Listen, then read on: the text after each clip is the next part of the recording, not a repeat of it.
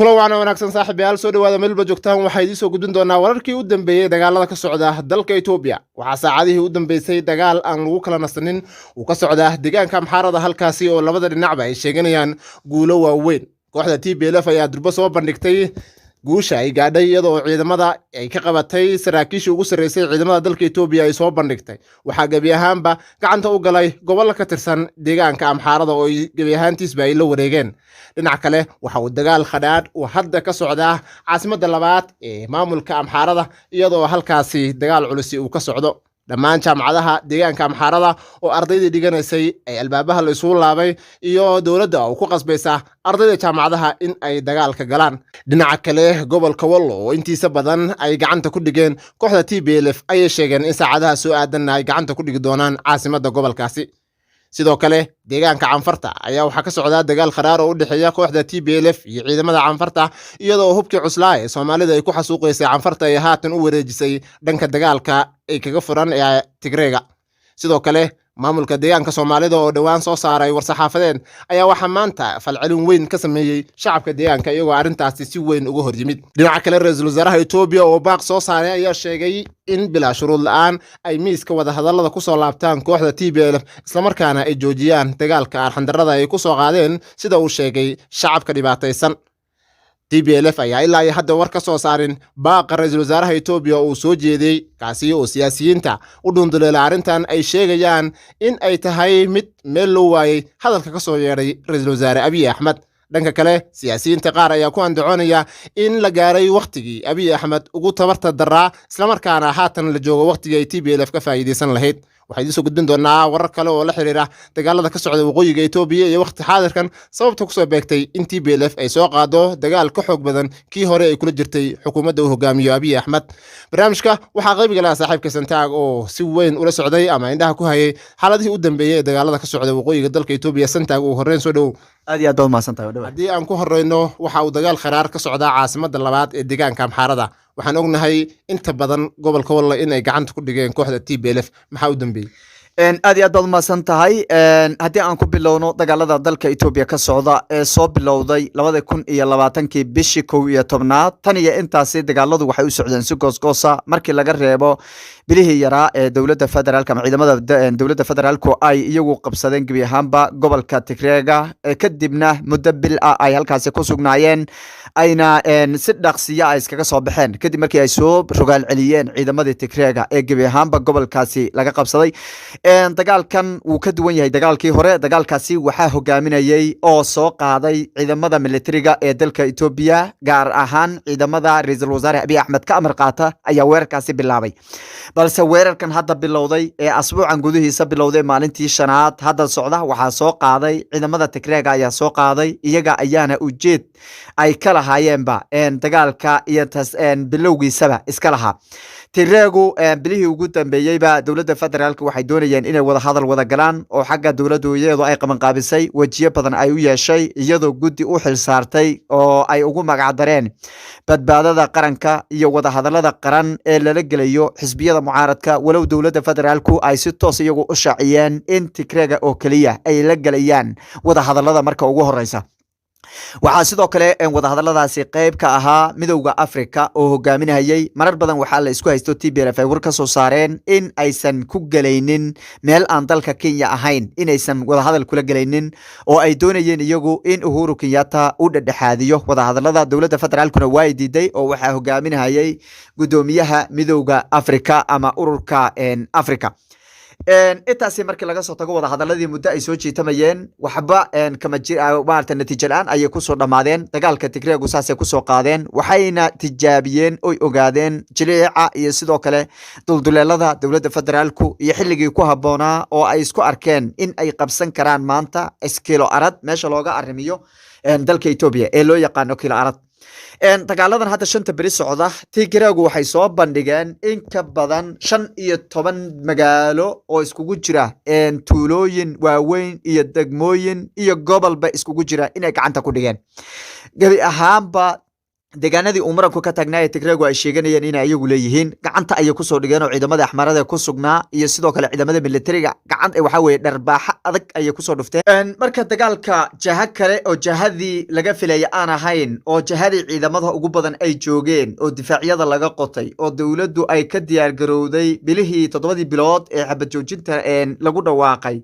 ayay horta ka soo galeen waxayna ugu magac dareen Tigreegu dagaalkan hadda ay bilaabeen dagaalka waa bariga oo micnaheedu ay tahay jihada ay ka soo bilaabeen in ay tahay mid labaad waxay kaloo ayagu sheegayaan in dagaalkani uu yahay qorraxda sida aan sacab loogu celin karin inaan dagaalkani loo celin doonin marka waxa ugu magac dareen dagaalka waa bariga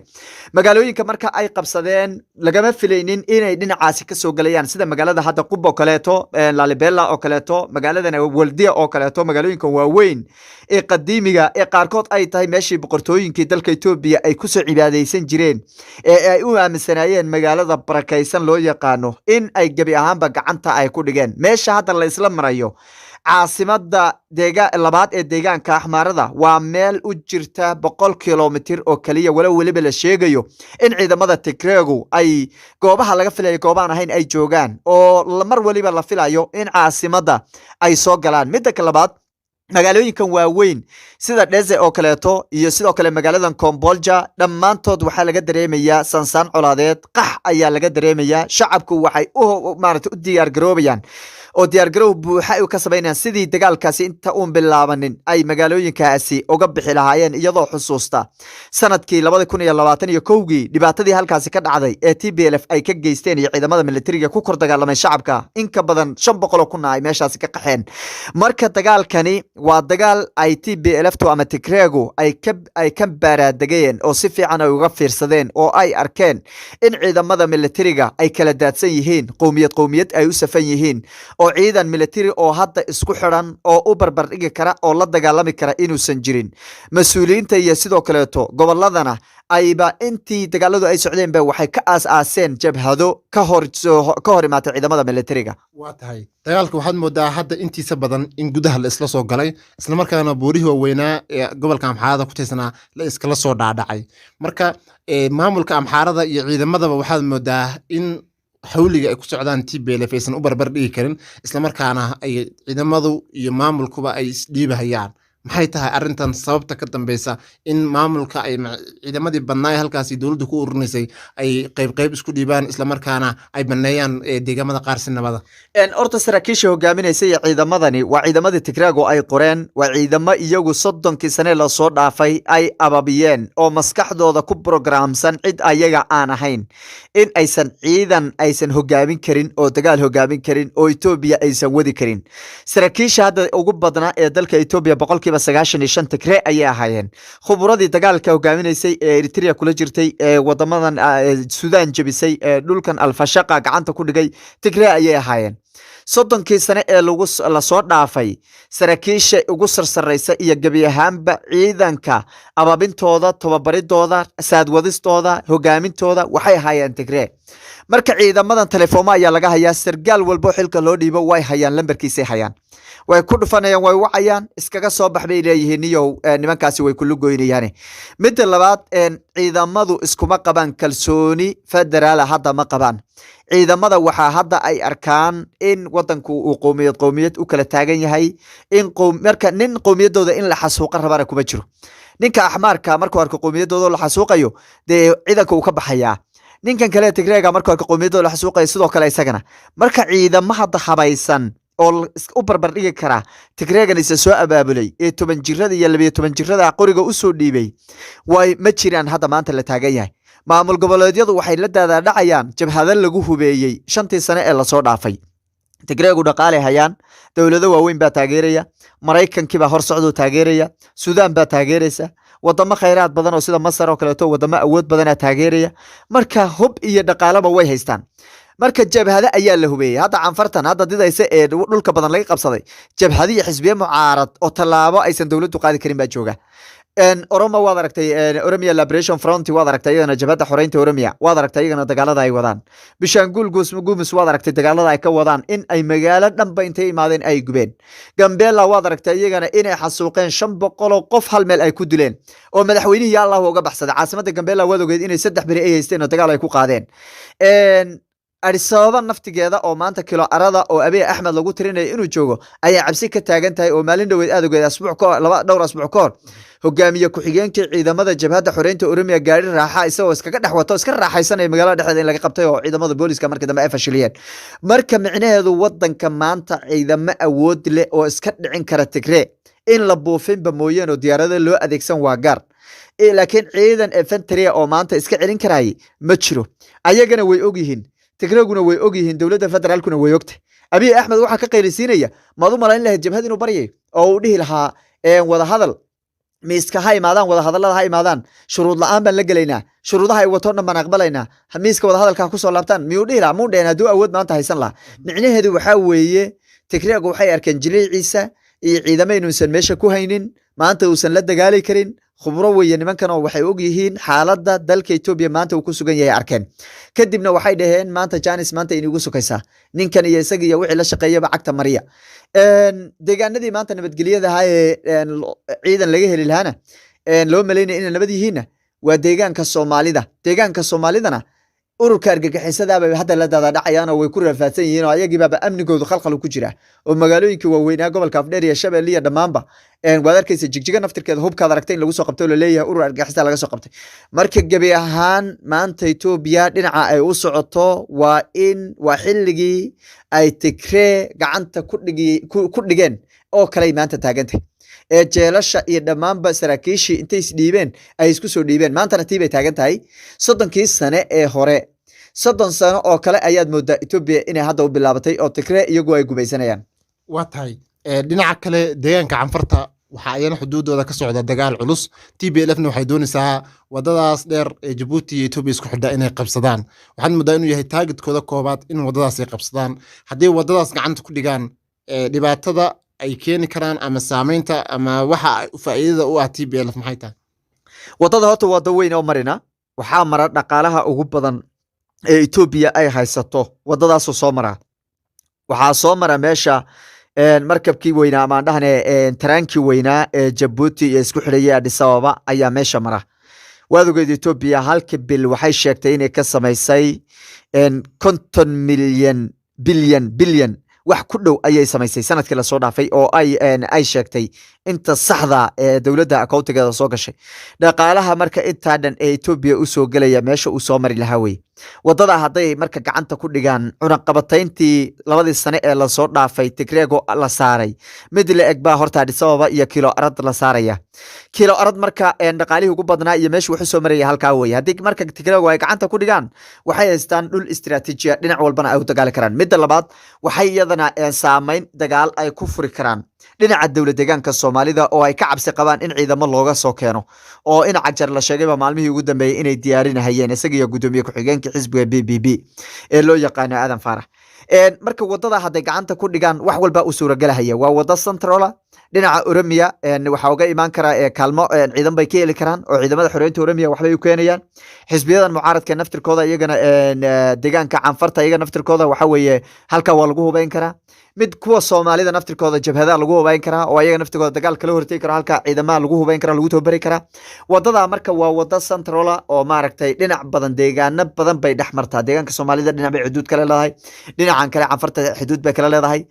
Oromia xuduud bay kala leedahay أحمر حدود بكرة لهاي مركز جبي هام بوضع عسي مركز ووضع سنترالا أو قبل هذا قيبسا لنع جيبوتي نفتر كذا دقيقة يا كسو قاري كرا وهذا قلت إن جيبوتي مالنويت سراكيل تكريا يسوع كلا سراكيل الصومالية كسو عتاني هالكاسكو كل من جيبوتي نفتر كذا تكريا إني صار لابتان بيئات lagu tirinaya inay xaqooda u janjeedha lagu tirinaya oo xoogaa madmadowba Abiy Ahmed iyo sidoo kale Ismaaciil Cumar Geela kala dhaxeeya marka waxa la dhigi karaa dagaalkaasi waa ay soo qaadeen istiraatiijiga ay ciyaarayaan Tigraygo waa istiraatiiji ay u fududaanayso in ay Addis Ababa intay godoomiyaan ay gabigeedaba gacanta ku dhigaan mid labaad deegaanka canfartu maalmihii ugu dambeeyey hub aad u tiro badan oo dowladda federaalka ay ka qaateen oo ay ku sheegeen in ay kula dagaalamayaan Tigreega waxay joogeen dhinaca deegaanka Soomaalida waa meeshii hubkii lagu xasuuqayay shacabka galbeedka gobolka City haddana waxaad moodaa in ciidamadii ugu badnaa ay kusoo qulqulayaan furimaha hore dagaalka walow canfartu dagaalkeedu uu dagaal jilicsan yahay oo hadda Tigreeg aysan iska celin karin laakiin waxaa laga yaabaa in caasimadda ay difaacdaan oo iska caabin ay sameeyaan waa tahay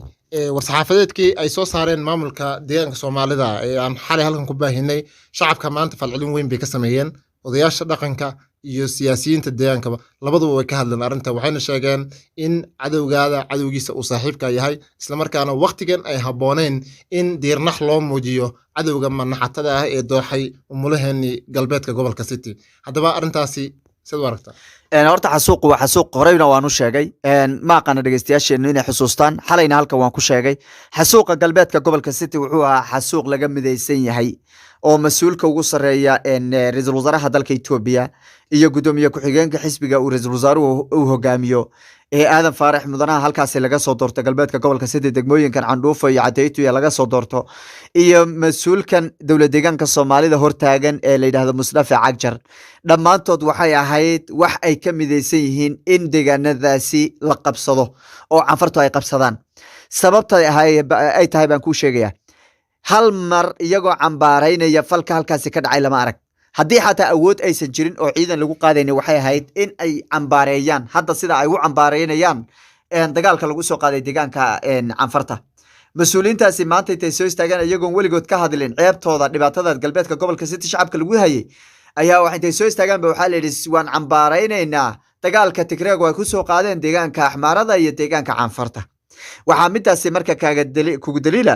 in nimankani ay yihiin niman maqaar saara niman Soomaali iyo masiirka ay leedahay hogaamin kara maaha shacabka dowlad deegaankana waxaan leedahay arrintaasi ka gaashaanta iska celiya iska kiciya diida nimankan la iska soo diray in hortaagan shacabka dowlad deegaanka Soomaalida xasuuqooda iyo sidoo kale to argagixisada ku soo hogaaminay aad iyo aad dhinaca kale dagaalka canfarta ee TPLF ee kula jirto canfartu dowladda dhexe waxay ku siisaa hub aad u culus si ay wadadaas dheer aysan u qabsanin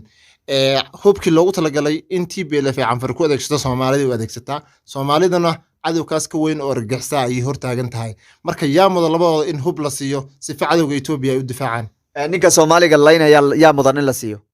maxay marka uga hadli laayihiin deegaanka oo madaxda deegaanka u codsan laayeen in hub noocaas la siiyo madaxda deegaanka waa rag meesha la keenay xilka waa loo dhiibtay raggii u dhiibtay ayaana ku maamulaya shacabka deegaanka in la xasuuqana dowladda dhexe haddii Tigreeg ay noqoto iyo hadday noqoto dowladdan hadda joogta ay noqotoba cid maaragtay ka naxaysa shacab Soomaaliyeed ma jiraan waad ogeyd xilliga oo nalifay gudaha dalka Soomaaliya gudaha dowlad deegaanka Soomaalida ay ka dagaalamaysay adiga oo nalifay lagu dilayay dadka lagu leynayay qof walba oo loo maleynay inuu qof adag yahay ayaa la dilayo habeen madow la xasuuqayay xilliga Cabdi Ilay dhibaatada ogeyd baa meesha laga soo maray gabdhaha bitiri baa la gelinayay tooshash baa lagu ururinayay oo gabdhaha lagu ururinayay gabdhaha hortaada lagu kufsanayay waxa sameynayay waxay ahaayeen mas'uuliyiin Soomaali baan nahayle oo xilka loo soo dhibay ayay ahaayeen marka midan hadda joogtana dhinaca Cagjar baaba ka sii daranba kaasa yara dhaamayba oo qadiyad ahaan kor markii la fiiriyo Soomaaliyeed in yara ilaalinayay oo fiirinayay ormada la dagaalayay oo waxa way canfarta iska celinayay waxayna walow degmooyinkan hadda lagu dagaalamayaba isaga oo qayb ka ahaa saxiixooda iyo bixinta ee deegaanka Tigreeg ee deegaanka canfarta lagu wareejiyay kuwan hadda joogana hubna ma codsan karaan waxna iskama celin karaan shacab Soomaaliyeed iyo masiir Soomaaliyeedna ma hayaan qadiyad ay dhulku difaacana ma laha wax ay yihiin ma jiraan kuwa hadda joogaaba ka sii daran ba iyagana ka sii liita marka